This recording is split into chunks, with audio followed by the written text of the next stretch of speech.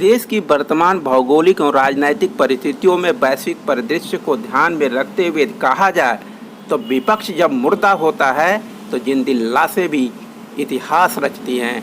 आज के राजनीतिक परिस्थिति में यह हूबहू साबित होता नजर आ रहा।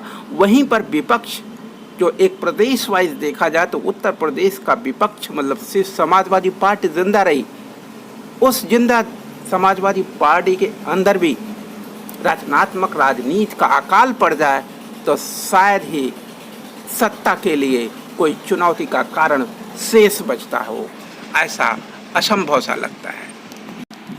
आप भी अचंभे में पड़ जा रहे होंगे कि अचानक न्यूज पावर जो भारतीय बहुसंख्यक स्वराज की आवाज़ है वो ऐसा क्यों बोल रहा।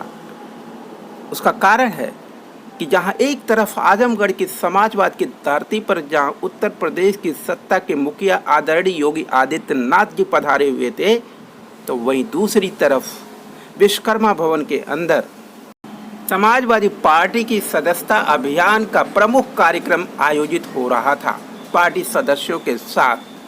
उस पार्टी सदस्यों के अभिवादन और अभियोजन की परियोजनाओं का स्वाभाविक परिदृश्य की सच्चाई सामने आई, जिसमें राजनीतिक रचनात्मकता की बुनियाद को भरा जाना था, मगर राजनैतिक रचनात्मकता विलुप्त थी और सब कुछ उपलब्ध था।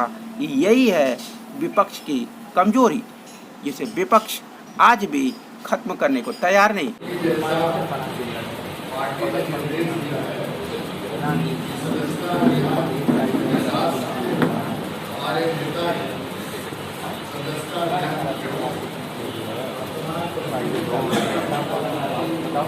क्या कर रही है हमारे क्या भाई उस संबंध में भी इंगित किया। जो नेता हमारे साथी हमें जाने कि उसके साथ साथ ये हैं निवर्तमान जिला अध्यक्ष आदरणीय हवलदार यादव जी, जो बता रहे हैं, जो मीटिंग के सबसे अंत में अपनी बात रखे और बताए कि हमारी सदस्यता अभियान का प्रोसीजर क्या है और उसमें कितने स्टेप हैं, जो तमाम अधिवक्ताओं ने भी बताया था, माननीय विधायकों ने भी अपनी बात में रखी थी। लेकिन उसका विशिष्ट विश्लेषण अध्यक्षीय भाषण में इन्होंने दिया, मगर राजनीति की रचनात्मकता जो उत्तर प्रदेश की राजधानी लखनऊ और व्हाइट हाउस समाजवादी पार्टी से निकल करके गांव के गलियों और तहसीलों से होते हुए एक नए राजनीतिक परिदृश्य का एनवायरनमेंट तैयार करने की मजबूत बुनियाद सारी दुनिया को सुनाई और दिखाई देती, वो विलुप्त रही उनके अभिभाषणों में। मगर सभी माननीय विधायकों के स्टेटमेंट में आम कार्यकर्ता वो जो सक्रिय सदस्य बनेगा या बन चुका है, दोबारा बनना है, उसको 20 रुपये के सदस्यता शुल्क वास्तव में उसके डेडिकेशन की सच्ची सर्टिफिकेट होगी। यदि वो पैसा विधायक निधि से जाता, विधायक फंड से जाता, तो शायद उनकी योग्यता में, उनके डेडिकेशन में, उनकी लॉयल्टी में कमी रह जाएगी। इसलिए यह 20 रुपया उन सदस्यों से वसूलना अति आवश्यक है। हम विधायक जो 1 बार, 2 बार, 3 बार, 4 बार विधायक रह चुके, लाखों रुपये सैलरी ले रहे, कभी पार्टी के कार्यक्रमों के अलावा कभी अपने क्षेत्र में घूमने तक नहीं जाते, उनके सुख दुख सुनने नहीं जाते, फिर भी हम उनसे 20 रुपया लेकर ही उन्हें सदस्य बना सकते हैं। 9 बार के विधायक रहे आदरणीय दुर्गा प्रसाद यादव, जो माननीय विधायक सदर से हैं, लगातार जीतते रहे हैं। उनका मानना था कि 20 रुपया सदस्यों से लेने से सदस्यों में गर्व स्थापित होता है।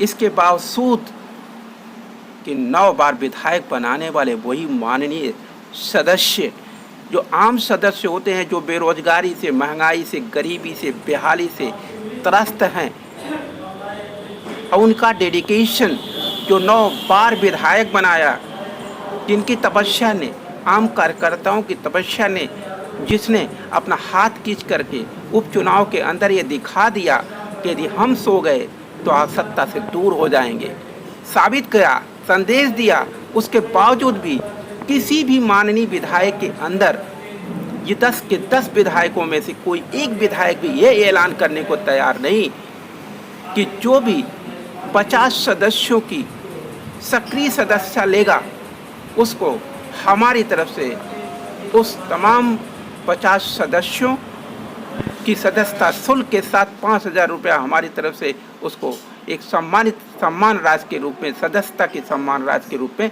दिया जाएगा। हम अपनी विधायक सैलरी से देंगे।